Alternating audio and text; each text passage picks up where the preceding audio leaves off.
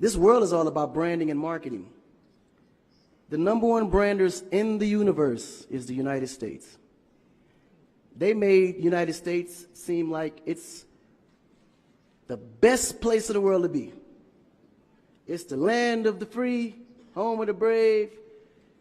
I go there to find and chase my dreams. We have to be able to tell our own stories.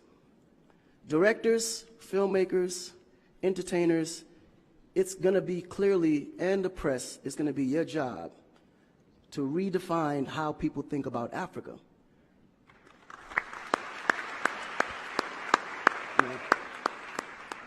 Because you're here, you see what's going on. You clearly can see in a vivid picture the good, the bad, and the ugly. What you choose to put out there is what the world is going to get. Because I can tell you right now, in Chicago alone, there's more people dying in Chicago than there was in the war in Iraq. But you would never see that. There's a lot of things that's happening in the U.S. that you would never see because they choose to show you what they want you to see for. Yeah. It's about country integrity. You have a certain reputation you have to keep. No one puts their family business out into the street. One of the problems we have in Africa is that when something happens, the press is quick to put out negative energy and quick to put out a negative story. And then that story goes on to internet, and other broadcasting systems take it and they post it. So when you look at places like Kenya, for instance, that I know of, maybe what, 2 terrorist attacks? But it was everywhere. So now people was afraid to go to Kenya because somebody shot up the mall. But then when you look online, there was over 25,000 attacks in the US, but you only knew about maybe 5 or 6. So we have to really rebrand. And then when you look at how the world perceives Africa, they're right. You know, you see zebras, lions, tigers, bears. Oh my. You get to the point where you think Africa's just a big jungle. The images that they're showing of Africa is historical images. This is way before civilization. This is when they were still, you know, battling with spears, like times of Shaka Zulu. No, I'm serious. But then when you look at the US, they're showing Superman, Batman, you know? Where is our Superman? Where is our, like, Shaka Zulu should be a superhero today. Really. So we have to tell our own stories. I mean, even Jesus is white. And you believe it. But it's okay, because how you were framed, if you taught something from the day you were born, and your mother taught you that, your father taught you that, it's real. You never look at your mom and your dad as liars. But their mother and father taught them the same thing, because that's the kind of history that's put out for them to believe. Our history books in the US is all white American history, culture that's been borrowed from other nations.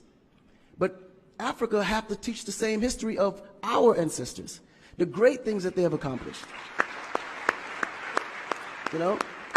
And it's going to be the jobs of directors like yourself, filmmakers like yourself, to narrate that story. How do we want to be perceived? How do we want that story to be narrated to the rest of the world? This younger generation, we kind of figured it out. Because now, when you look at hip-hop in America, every rapper is rich. Gold chains, Bentleys, nice girls by the pool with bathing suits in this big mansion. And then, when the video's over, they get on their phone and call an Uber. They don't even come in the Bentley that you just saw in the TV.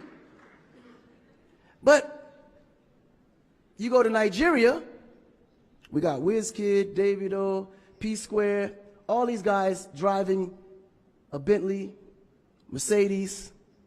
They actually own those cars. That's the difference. But if we don't translate that, they will never know. They think we're going to leave the shoot and go home on a horse or a zebra. Because that's what they know. This is why African Americans are so afraid of Africa. You mention Africa, they start shaking. There's so much fear. They don't know how to translate that. It was just recent that people are now saying, yeah, man, you know what? I rock with Africans, man. You know what I'm saying? I want to do some collaborations, man. Yo, man, I need an Afrobeat remix, you know what I'm saying? But before, they be like, man, I don't know that dude. I'm not putting him on my record. So the younger generation is slowly understanding how you have to rebrand the culture, because the culture has adapted. They've actually took everything that we've created and made it look better. They made a superstar look like a superstar. When I look on TV and I see our biggest entertainers, they don't look like stars. That's why you can't really respect the entertainer. If a politician saw a singer, he'd just be like, oh, he's just a local singer. But if he go to that local singer's performance, he may sell out the stadium because he has a huge influence, but the image is not there. So we have to take the image as a huge accountability for ourselves and realize that Africa really does have a reputation. But if we allow our stories to be told, our stories will be told according to their agenda on what they need to be able to benefit from Africa. So we have to tell our story so we can be able to understand how we can utilize that story to benefit for our agenda. You know? So in closing, this job is for the entertainers, the filmmakers, the reporters, and anyone that creates content. We have to rebrand. And we have to rebrand it in the way that we see it and tell the story to where they can understand it, feel comfortable, and want to come here and invest. Right?